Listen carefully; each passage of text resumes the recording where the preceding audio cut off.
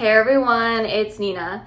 Today's video, I'm going to talk about manifestors and the urges that we get to initiate new and wonderful things into the world. So if you're not super familiar with these manifestor urges, as a manifestor, I would explain it as, or I would describe it as almost like this special or direct connection to the creative field, to the universe, to source, to God, whatever you want to call it. But we basically get these downloads of these urges in order to birth them into the world and create newness and initiate these new things into the world and have an impact on the world. And our urges can be big, they can be small. We're constantly initiating every single day with everything we do. And so while maybe an unconscious fear of a manifestor may be that we are not having an impact on the world, we don't actually need to worry about that because we are constantly initiating every single time we make a movement, every time we go do something, just because that is how powerful our auras are. So I created another video. You guys can go watch the impact of the aura and our strategy and authority and all of that. But for this video, I'm going to specifically talk about urges and my personal experience as a manifestor and the urges and how I have been able to tap into them and become more aware of them as I have been in my experiment for about probably the past 4 years or so, and how I have experienced them in my everyday life and the importance of resting after having a really big urge. So my experience with urges is something that, I wasn't really aware of growing up. I obviously didn't know about human design growing up until probably I was like 30 years old when I first learned about human design.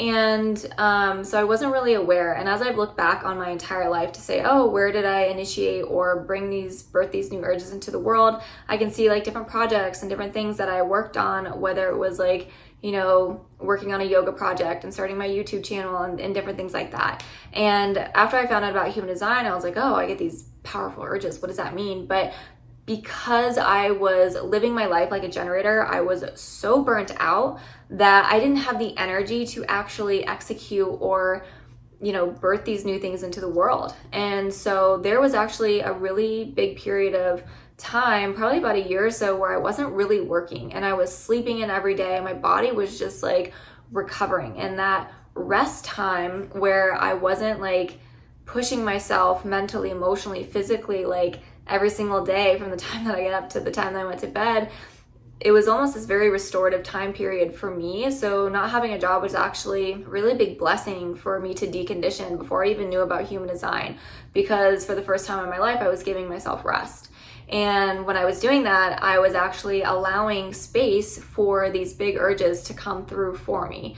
And during that time period, I wrote 2 books. I launched an online workout guide. And those were like the beginning parts of me like starting to actually go into urges and say like, okay, I'm going to work on this. And when I say urges, it's almost like you get this idea in your mind or this feeling, or it could be this intuitive hit depending on what your authority is. For me, as an emotional authority, generally I have all these ideas and I just kind of like, sometimes I'll write them down or I'll just keep them in the back of my mind and I'll just kind of sit with it and let it percolate for sometimes months on end. Even actually more than that, I've had ideas in the back of my mind for like a year or two before I was like, okay, it's time to execute this. This is the right time. And so your urges can be just that moment where you're like, it's go time. And this is where your strategy comes in to inform, because you need to inform other people around you in order to help you or to remove that resistance to you going and putting your energy full into an urge. But I will give you an example of an urge for me, or a couple of different examples. So I would say my latest one, it's a little bit different because I live by myself, so I don't really have to inform a lot of people around me. But when I started my podcast, it was this idea that I had in my mind for probably about a year or so. And I just kind of was like sitting with it over and over, kind of going through my emotional waves. And then one day I was like, you know what? I had this idea and I was like, it's time. Like, it's time for me to just go for it. And from the moment I woke up in the morning, I was working on it and I was having so much fun with it. Again, since I didn't live with anyone, I didn't really have to like inform anyone or be like, hey, I'm working on this. It was like I had my complete devotion and attention on creating my podcast and putting it together and doing the research for like what equipment to buy and what topics was I going to do, what was the name of it going to be, like how I was going to record it, what the formats were going to be, like what I was going to talk about. I mean, there was so much that went into it, but to me, it wasn't like work. It wasn't like, oh, I have to get up and do this because I have to. It's like, for me personally, when I get an urge, it's like, whew, this is it. I have blinders on and I'm going full force at this. And like there will be hours and hours and hours that pass by where I'm like, oh, I should probably go to the bathroom or I should probably eat. And I feel like that's more on like the intense or like extreme side of like having an urge. But honestly, like when we are honed in as manifestors into our urges, like that's all that exists. And for anyone who is not a manifestor and you see a manifestor in an urge like that, you do everything to stay out of their way or to say, hey, I'm here if you need anything, to let them know that you're there to support them. But then you just like let them go into their cave and like do their thing, because the interruption of that flow is like, can be very like cause a lot of anger for manifestors and can really like disrupt our flow. And it's just like, it's not, we just want to keep going. And so anyone who interrupts you when you're in the middle of focusing on something, that's like, you know, you get kind of annoyed. Well, manifestors get really, really annoyed because, you know, we have all this energy being channeled through us and these ideas being channeled through us that we just want to like initiate and birth into the world. And so that is just one tip for anyone who is not a manifestor, of how you can best work with us and help us like initiate these things into the world. So that's like an example of a big urge. And one thing to note is like as manifestors, we're here to initiate and bring things into the world, but there comes to a point where we either stop or end it, or we hand it off, or we start to really delegate out things to other people. And this is personally where I have struggled a lot, because I've always done things on my own, and it's something that I've actually been working with. I've actually hired someone to help me with my business and with the execution and the copywriting and like just being an actual thought partner. And it has been such a game changer for me and my latest urges that I've had within my business. And so I want to say, like, don't be afraid to ask for help, because we do have these ideas and how we want to execute things and how we want our ideas to come into the world. But there are other people here who can actually take the weight off and like build the landing page for you or write the copy for you, so you don't have to go and research and learn all of that and then go do it yourself, because then you're not going to have energy left over to do what you really wanted to do. So that is something that I have learned over the past 3 or 4 years, is like, okay, this is the year that I'm actually going to help hire someone. So, you know, I have my podcast editor and I have my copywriter and I have someone who's helping me build out my online course right now. And working with these consultants these team members has been like such a huge weight off me, and has made my urges and executing my urges and initiating them so much more fun and so much more enjoyable. So I'll give you another example of another big urge that I had. It was when I launched my online yoga course for people recovering or who have knee issues or recovering from knee surgery. So I had this huge urge and I was like, all right, I'm gonna go into this and I'm gonna build it out. And I like wrote this whole map out of like how it was gonna go. I was living alone at the time, and so I had the house to myself, and I was going to be filming like, I don't know, 15, 20 videos. And then on top of that, I was like, okay, I have this idea to really start to revamp my YouTube channel. And that meant I was filming 3 yoga videos a week on top of the online course that I was creating, because I wanted to generate more traffic to that yoga course. And so an example of like me doing this and not ending when I needed to was I was filming 3 videos a week for I don't know how many months, to the point where I got so burnt out and I just didn't know when enough was enough. And that was when I really had to take some time, and it was probably about 1.5 years before I was like, okay, I've got energy for another urge, and I gave myself that rest period. So we do have, we have this stop sensor inside of us that I have struggled personally in the past to say, okay, this is enough, or I need to hire somebody else to do this or to edit my videos or whatever. However, it was a learning experience as a 6th line. When I started, filming more videos for my YouTube, I actually got an editor to help me out, so I wasn't the only one doing it. And I experimented with hiring somebody and saying, is this worth, doing this, and what other energy does this free up for me to do and put work on other things. So that was a really big urge for me that came through. And so those are kind of like examples of big urges. Little urges can be like, hey, I want to go to the zoo, or I want to go to the store, and you're initiating and going over here, and you're like, I want to buy this, and I have this idea to like change this thing about my house. I'm going to go to the store and I'm going to spend the day there.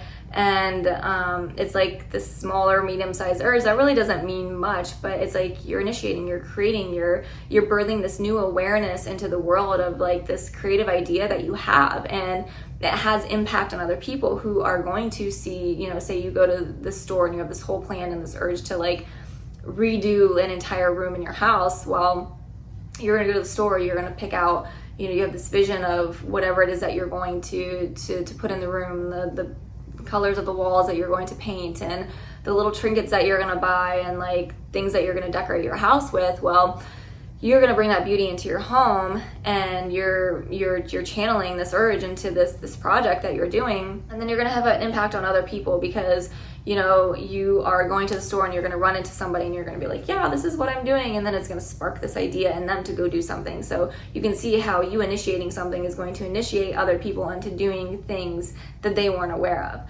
And then you have people come and stay at your house, and they come into the room and then they get inspired to do something, or they feel calm or relaxed, and you help them with their anxiety because it's a very calming room that you have designed to be that way. So there are so many different ways that you can impact other people from having these urges come through, and whether they make sense or not, it doesn't matter. For me, when I experience these urges, it's just like, oh, I'm going to go do it.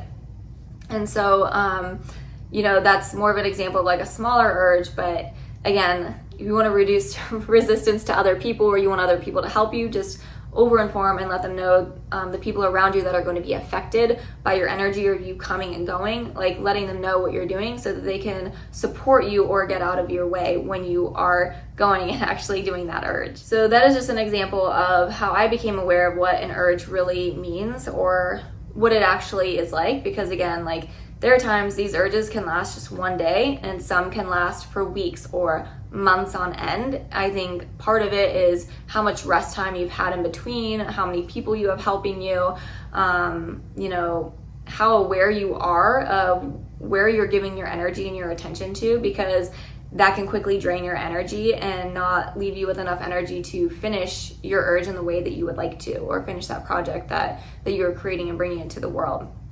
So with that being said, I again want to stress the importance of rest, because as manifestors, we get these big urges and then we immediately go into this rest period after. And that rest period is so necessary, because that is actually when we create space in order for the next urge to come through. And when I say rest, I'm not saying like, oh, just lay around your house and whatever. Like, no, it could just be like, hey, you're watching some TV, or you're reading or learning something new, and you're just, you're just taking things in, but it's not like go, and you're not just like fully focused, versus like, a generator, they have that defined sacral, they have this pulse within themselves that's like, I'm going to do this, I'm going to do this, I'm going to do this. Manifestors, like, we don't have that, and we try to behave like that because we're surrounded by it, we've been conditioned by it. But you are going to be more tapped into these incredible urges and ideas that are going to come into you, and you're going to have the energy to execute them or to bring them into the world when you give yourself that time to rest. And again, not saying don't work out, don't do all these other things. It's just being mindful of like, okay, I'm going to put maybe some projects on hold, and I'm just going to take a breath, and I'm just going to be for a little bit. I'm not going to go act on every single idea that I have, and I'm just going to sit with them. I'm going to give myself this time to rest. And for me personally, that is a time where I might sleep in, and my schedule actually might change, where I'll sleep in and I get up very early to do my meditations. I get up at 4 a.m. in the morning to do my meditations, and like when I'm in a rest cycle, it will be more of like, oh, maybe I'll get up a little bit later, and I'll switch my schedule around so I'm actually up later at night. And so I think it really depends on the person and what you need and what your energy levels are, what kind of urges that you're putting out, and the time period in between is like, you don't know when your next urge is going to come in. So I think this is like the frustrating part about being a manifestor and being like, where's my next urge? But just knowing that it's percolating, it's like it's happening, it's gaining traction when you are in that rest period. So it's so important to, you know, have that self-care and to just be mindful and aware of where you are at in your cycle. So it may take you some time to really start to understand and see like when you actually get your big urges or your smaller urges or whatever. And so you don't have to be perfect. There's nothing wrong with you if you're like, wait, that doesn't happen to me. Like, we are so conditioned, and especially if you're like new to human design and you're like, wait, you're not really sure what an urge is, and so you look back on your life and you're like, well, I didn't really have any big urges. Well, you know, maybe you weren't aware of it, or you did have urges, but you were so burnt out that you can't really define what was the urge and what was the rest period because you've never really given that to yourself. And also there are other factors that go into it, you know, what channels and where your incarnation crosses and everything. For me personally, I have that 35-36. I want that adventure. I'm on the right angle cross of incarnation, or right angle cross of consciousness too. And so, you know, I'm here to experience things. I'm here to make things more efficient. I'm here to go into adventure and to experience emotions. And so I think for me, like, it's very natural for me to like have my hands in a lot of different things, almost like a manifesting generator at times. There are other people who might be more calm or chill, and so their urges come in different ways. But for me, I can be like a very extreme person where I go all into it because I want to fully be immersed in the experience and get lost in it and like truly understand it and experience it on a very deep level. And so it just because I experience it that way doesn't mean that you're going to experience it that way. But I did want to share how my process has been because, you know, I think when you really start to become more tapped into yourself as a manifestor, you can start to become aware of like, you know, these little nuances where you're like, oh, like I have this idea, and you can sit with it. And then when you get an urge, you can be like, okay, now I know I can inform other people around me and go into this urge. And then maybe you'll go into the urge and you won't hire anyone, or you don't have any support and you get really burnt out at the end. And then you're like, okay, let's try again at the next urge and let's see how I can tweak this. So it's just like anything in life where you're like, wow, that didn't really go as planned. And it's just like this trial and erroring. And when you approach it from that perspective of curiosity and not like shaming or blaming yourself and being like, oh, I really screwed up on that urge and I ran out of energy, or like I wasn't resting in between or whatever. It's like, no, you don't have to be hard on yourself. You're just like, wow, okay, I'm a human being and I'm learning and I'm really getting to know myself after years of not really knowing myself. And so when you go through your urges and you're like, okay, it's time to stop, then, you know, you're in that rest period. You can take that time to really reflect and say, okay, this is where I was really strong at, or wow, I could have really done things differently in that perspective, or I could have informed or communicated better. So really, really important, again, just stressing that rest period as a manifestor. Like, it's going to be so incredibly important for you to be able to recover in order to bring in that next urge.